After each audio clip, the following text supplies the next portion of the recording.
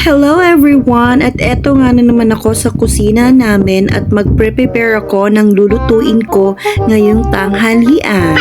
Simula nga guys, nung nagkaroon ako ng bagong trabaho ay talaga namang sinisipag ako laging magluto. Kung hindi nyo nga guys natatanong, itong lulutuin ko is na-research ko lang to sa YouTube. At dahil nga nasa ibang bansa tayo kaya mag-i-English tayo ngayon, ang pangalan pala ng lulutuin ko is pepper steak in Chinese version. Wala talaga akong kahilig-hilig guys magluto pero dahil kailangan to sa trabaho ko, ginagawa ko at ginagalingan ko. Adyo maarte nga pala guys yung aking alaga.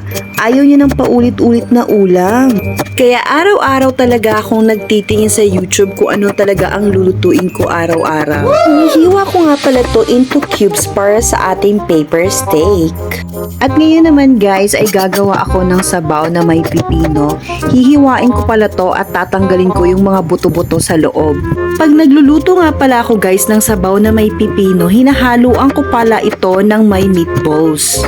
Hinihiwa ko na nga pala guys yung meatballs na sinasabi ko sa inyo at ihahalo ko to sa sabaw. Kung gulay nga palang lulutuin ko is suhugasan ko na din at nagpapakulo na din pala ako ng tubig para sa sabaw. Nihiwa-hiwa ko na nga pala yung gulay na hinugasan ko. Ito namang beef ay i-ready ko na nga para i-marinate.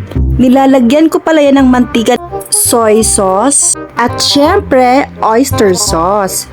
At lalagyan ko din to ng cornstarch. At pagkatapos, imekos-mekos lang natin yan.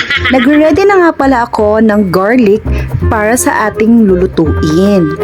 Tinawag ko nga pala dyan si Lola kasi hindi ako makapagluto dahil walang gaas. Eto na pala yung sabaw na niluluto ko, isang tingin ko pa lang ay talagang kasarap.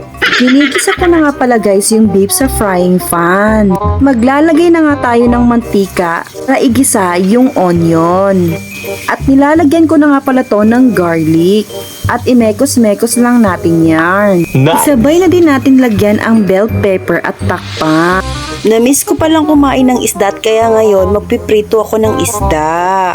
Yan ko na pala yan ng asin at saka paminta. Balikan ko pala yung niluluto kong bell pepper talaga namang malapit ng maluto. Charan! O diba, lutong-luto na ang aking bell pepper with beef. Ang sarap diba?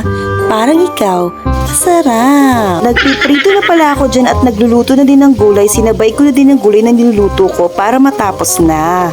O diba, tapos na ako magluto. Tara, kain tayo. Ang sarap talaga ng niluto ko. Parang ikaw. Ooh, like yarn. Ito ang nagtatapos ang aking for today's video. Thank you guys for watching. Bye!